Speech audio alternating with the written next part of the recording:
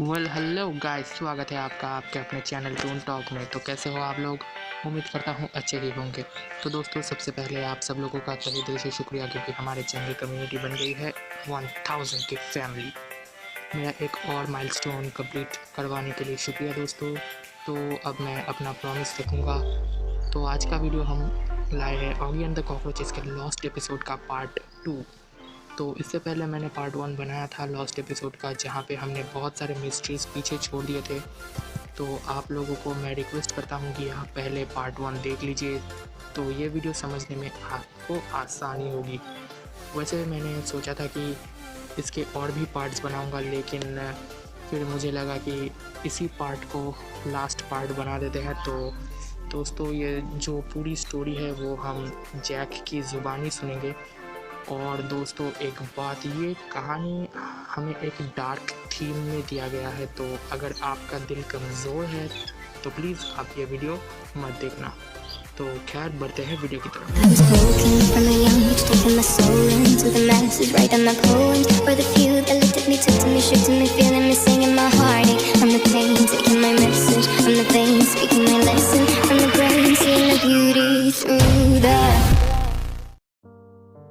तो दोस्तों, पार्ट 1 में हमने देखा था कि जैक, जो कि बहुत डिप्रेशन में होता है, वो ऑगी और कॉकरोचेस को मार देता है और खुद भी सुसाइड अटेम्प्ट कर लेता है। तो इस हादसे के बाद हम देखते हैं ऑगी के घर के बाहर एम्बुलेंस और पुलिस की गाड़ी। चारों तरफ खून है।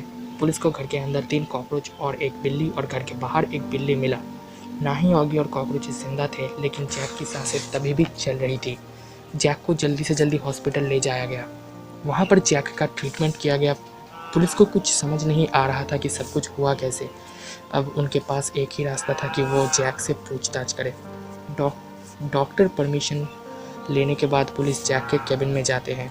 पुलिस उससे पूछता है कि क्या हुआ था। जैक कुछ नहीं बोलता। फिर पुलिस उसे कहता है कि जैक, क्या हुआ था हमें बताओ। पहले ही तुम्हारे इलाके से बॉब और ओलिविया नाम के 2 लोग गायब हो चुके हैं, और अब तुम्हारा भाई और तुम भी मौत के मुंह में धकेले दिए गए थे। हालांकि हम ऑगी को नहीं बचा पाए, लेकिन डॉक्टर्स तुम्हें बचाने में सफल हो गए हैं। और पुलिस को लगता है कि ये सब घटना आपस में जुड़े हुए हैं, और हम इसीलिए तुमसे सब जानना चाहते हैं जैक, जो भी तुम जानते हो। फिर दोस्तों, जैक रोने लगता है और वो बताता है, ये सब मेरी वजह से हुआ। सब कुछ 3 महीने पहले शुरू हुआ। मैंने कैसीनो में जाके गैम्बलिंग किया था। प्रॉब्लम ये नहीं कि मैंने गैम्बलिंग किया, प्रॉब्लम ये है कि मैं बाजी हार गया, और उसके बाद में सब पैसा चुकाते हुए मैं कर्ज में डूब गया। लोग मुझे रोज़ फ़ोन पे या फिर रास्ते पे देखते मुझे धमकी देते। मैं परेशान हो चुका था। मुझे समझ नहीं आ रहा था कि मैं क्या करूं। मेरे पास अब इतने पैसे भी नहीं थे, तो मैंने बॉब से पैसे उधार लेने के बारे में सोचा। बॉब ने मुझे कुछ पैसे उधार दिए, लेकिन इतना काफ़ी नहीं था। मैंने फ़ैसला किया, मैं बॉब के घर चोरी करूंगा, लेकिन ये सब मैं अकेले नहीं कर सकता था। तो इसीलिए मैंने उन कॉकरोचेस की मदद मांगी। मैंने उन्हें सब बताया, वो लोग मान गए। फिर हमने रात होने का इंतज़ार किया, और रात होते ही हम बॉब के घर में घुसने लगे चोरी के मकसद से। हमने अंधेरे में जितना हो सके सामान और पैसे उठाना शुरू कर दिया, और तभी कमरे की लाइट जल गई। बॉब हमारे सामने खड़ा था। उसकी आंखें गुस्से से लाल हो चुकी थी। वो हमारे तरफ बढ़ने लगा। उसने मेरी गर्दन पकड़ी और मुझे पीटने लगा।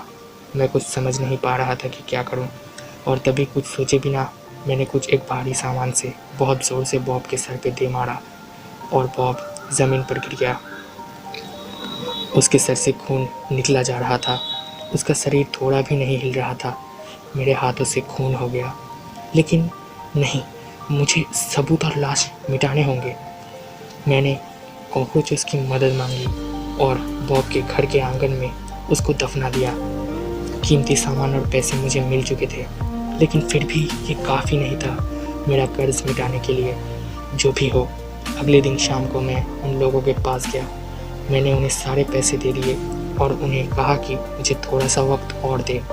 उन्होंने मेरे तरफ देखा और मुस्कुराते हुए मुझसे बोले, इस तस्वीर को देखो, और इस तस्वीर में जो है, तुम हमें उसे ला के दोगे तो हम तुम्हारा सारा कर्जा माफ़ कर देंगे। मैंने वो तस्वीर देखी और मैं चौंक गया। उस तस्वीर में थी ओलिविया। ये लोग ओलिविया को क्यों चाहते हैं? और नहीं, मैं ऐसा नहीं कर सकता। मेरा भाई प्यार करता है उससे। मैं अगर ऐसा करूँगा तो मैं ऑगी को क्या जवाब दूँगा। मैं ये सब सोच ही रहा था कि वो बोलते हैं कि अगर मैं ऐसा नहीं करूँगा तो वो मेरे भाई ऑगी को मार देंगे। नहीं, मैं नहीं चाहता था कि मेरे भाई को कुछ हो। मैंने उससे कहा कि मैं तैयार हूँ। मैंने उन्हें वक्त और जगह सब बता दिया कि कब मैं ओलिविया को लेके आऊँगा। मैं वहाँ से सीधा ओलिविया से मिलने गया। मैंने उसे कहा कि मुझे उसकी एक चीज़ में मदद चाहिए, इसीलिए क्या कल वो मेरे साथ आ सकती है। वो मान गई सर।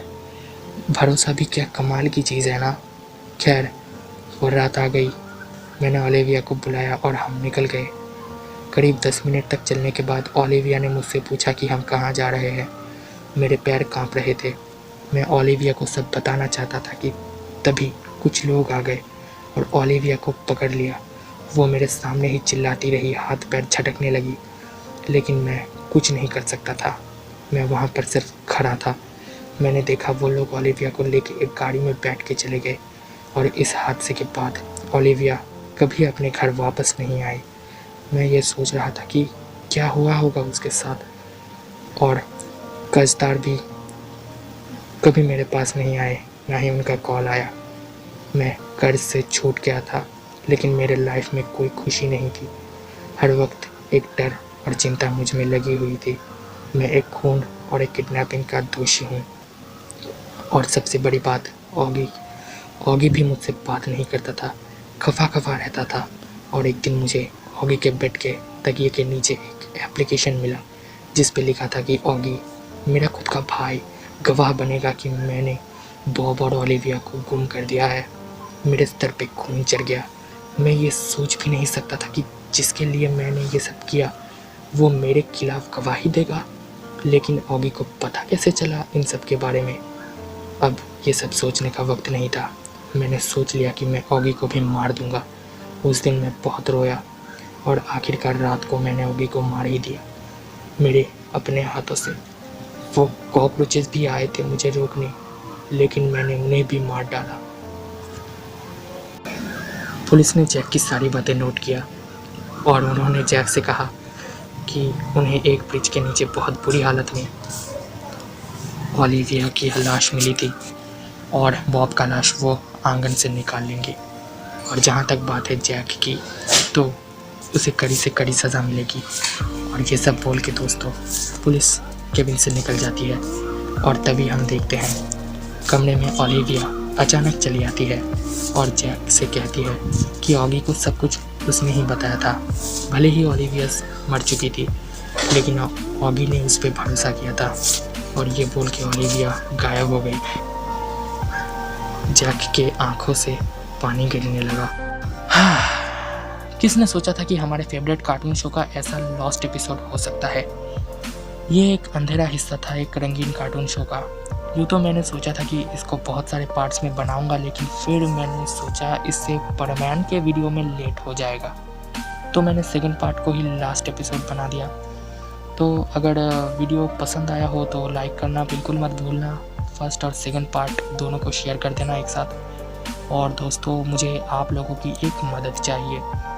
प्लीज़ कमेंट बॉक्स में बताना कि मुझे परमैन का लव स्टोरी का हैप्पी एंडिंग देना चाहिए या सैड एंडिंग। तो प्लीज़ कमेंट में बताना। और ऐसे मज़ेदार वीडियोस के लिए चैनल को प्लीज़ सब्सक्राइब कर देना। बाकी आपका कीमती समय देने के लिए शुक्रिया। Bye bye.